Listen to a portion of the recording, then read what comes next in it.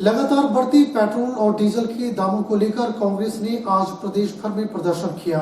सिरमौर जिला मुख्यालय पर नाहन में भी कांग्रेसी कार्यकर्ताओं ने विभिन्न पेट्रोल पंप पर जाकर लगातार बढ़ती कीमतों को लेकर विरोध जताया। मीडिया से बात करते हुए कांग्रेसी नेताओं ने बताया कि डीजल पेट्रोल के दाम आसमान छू रहे हैं और पेट्रोल 100 के करीब पहुंच गया है। कांग्रेस के जिला अध्यक्ष कंवर बहादुर सिंह ने बताया कि केवल पेट्रोल डीजल ही नहीं बल्कि रसोई गैस के साथ साथ सरसों का तेल की कीमतें भी लगातार बढ़ रही हैं, जिससे आम आदमी का जीना मुश्किल हो गया है। उन्होंने कहा कि यदि इसी तरह से कीमतें बढ़ती रही तो जल्द ही देश भर की जनता का गुस्सा सरकार के खिलाफ फूटने वाला है। कि पेट्रोल की महंगाई आसमान को छू रही है, कई जगह 100 रुपए से ऊपर पार हो गया है पेट्रोल। वैसे ही पेट्रोलियम प्रोडक्ट्स हैं वो भी बहुत महंगी हो गई हैं और गैसेस जो है अपने डोमेस्टिक गैस है वो भी महंगी हो गई है और राशन की तो बात ही छोड़ो। तो ये सब महंगाई देखते हुए, जनता की फीलिंग्स को देखते हुए हर जगह आज ये मूक प्रदर्शन हो रहा है कोविड का ध्यान रखते हुए। जो आज की नेत्रियां हैं वो सड़कों पे सिलेंडर लेके बड़ी बड़ी जो नेत्री है आज बड़े बड़े पदों पे बैठी है, स्मृति ईरानी जी हैं, तो वो घूम रही थी कि इतना मनमोहन सिंह जी के सरकार में इतना महंगा हो गया सिलेंडर। आज कहाँ गई वो नेत्रियां? आज हर किसी का रोजगार छिन रहा है। एक तो कोविड काल है, ऊपर से लोगों के पास नौकरियां नहीं है और इस नौकरी में 200 रुपए लीटर जो है आज सरसों का तेल है। राशन डिपू राशन देखिए वो महंगाई पे है। हर चीज की इन्होंने कीमतें बढ़ा दी है और अच्छे दिन आएंगे। 100 दिन हो गए बाद बीजेपी सरकार को, अच्छे दिन आएंगे। वो 6 साल में, वो अच्छे 7 साल में अच्छे दिन नहीं आएंगे। तो मैं तो इस मंच के माध्यम से मैं कहना चाहूंगी मोदी जी को कि मोदी जी आज आप कहाँ सोए हैं? लोगों को किस तरह आपने मरने के लिए छोड़ दिया है। पिछले कुछ दिनों से गर्मी का यह आलम था कि लोगों का सुबह से ही पसीना छूटना शुरू हो रहा था, मगर कल शाम जिला कांगड़ा के निचले इलाकों नूरपुर, जसूर, सुलियाली, इंदौरा में मौसम ने करवट बदली। बादल बरसने शुरू हो गए। तेज हवा, बारिश और बादल गरजने, ओले पड़ने से तापमान में गिरावट आई तथा लोगों को गर्मी से निजात मिली। वहीं दूसरी ओर किसानों के चेहरों पर खुशी की लहर छा गई। वहीं तेज तूफान से आम बागवानों की उम्मीदों पर पानी फिरा, जिससे नुकसान की संभावना हो सकती है।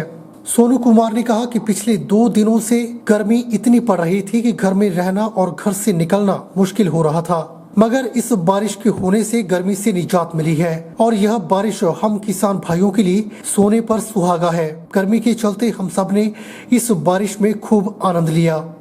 बारिश से तो बहुत ही अच्छा महसूस हो रहा है। ये जो बारिश हुई है किसान भाइयों के लिए तो सोने से सुहागा हो गया है और बहुत ही मजा आ रहा है। इतनी प्रचंड गर्मी से लियाकत मिली है। आज जो बारिश हो रही है, 2 घंटों से लगातार बारिश हुई है, जिससे कि गर्मी में बहुत ही राहत मिल रही है हमें। पिछले 3-4 दिनों से काफी ज्यादा गर्मी हो रही थी, जिसके कारण कि हमारे जो घर में भी रहना मुश्किल हो रहा था। हर कोई पेड़ के नीचे बैठ रहा था, जहाँ अपने घर में रहना काफी मुश्किल था। लेकिन जो अभी बारिश हुई है ये बहुत ही राहत लेके आई है और हमारे जो किसान भाई हैं, जैसे कि खीरे की फसल लग रही है अभी और हमारे आम हो गए, उसके लिए भी ये बारिश बहुत ही जरूरी थी और वो बारिश हो गई है। धन्यवाद। नशा एक सामाजिक बुराई है और इसके उन्मूलन के लिए हम सबको प्रयास करने की जरूरत है। यह बात मंडी जिला के अंतर्गत आने वाले पंडोह कस्बे की ग्राम पंचायत प्रधान गीता देवी ने वीरवार को आयोजित भांग उखाड़ो अभियान के दौरान कही। इस दौरान पंडोह पंचायत घर के आसपास प्राकृतिक तौर पर उगी भांग को उखाड़कर नष्ट किया गया। इस अभियान में स्थानीय पंचायत प्रतिनिधियों के साथ पुलिस विभाग, महिला मंडलों, युवक मंडल और अन्य सामाजिक संस्थाओं ने बढ़ चढ़कर भाग लिया। इस दौरान सभी ने लोगों को नशा मुक्त समाज बनाने का संदेश दिया। पंडोह पंचायत प्रधान गीता देवी ने जानकारी देते हुए बताया कि आने वाले समय में नशा मुक्त समाज और भांग उखाड़ो अभियान सभी 7 वार्डों में चलाया जाएगा। उन्होंने सभी से इस अभियान का हिस्सा बनकर समाज को नशा मुक्त बनाने की अपील की। आज ग्राम पंचायत पंडोह में भांग उखाड़ो अभियान शुरू किया, जिसमें पंचायत के साथ मिलकर पुलिस प्रशासन, महिला मंडल, युवक मंडल सभी ने अपना योगदान दिया। अब हम इसे वार्ड स्तर पर करने जा रहे हैं, इसीलिए सभी युवक मंडल, महिला मंडल व समाज सेवियों से निवेदन है कि अपने अपने वार्ड सदस्यों के साथ मिलकर इस भांग उखाड़ो अभियान में अपनी अपनी भागीदारी सुनिश्चित करें व देश को नशे से मुक्त होने के लिए अपना अपना योगदान दें। पेट्रोल और डीजल के दामों को लेकर पांवटा साहिब में कांग्रेस ब्लॉक अध्यक्ष अश्वनी शर्मा की अध्यक्षता में कांग्रेस ने सड़कों पर उतरकर आधा दर्जन पेट्रोल पंप पर 10 मिनट तक धरना प्रदर्शन किया। इस दौरान एसडीएम पांवटा के माध्यम से राष्ट्रपति को ज्ञापन भी भेजा गया। कोरोना कर्फ्यू के चलते लोगों के कामकाज पहले से ही ठप पड़े हुए हैं। दिनों दिन महंगाई बढ़ती जा रही है।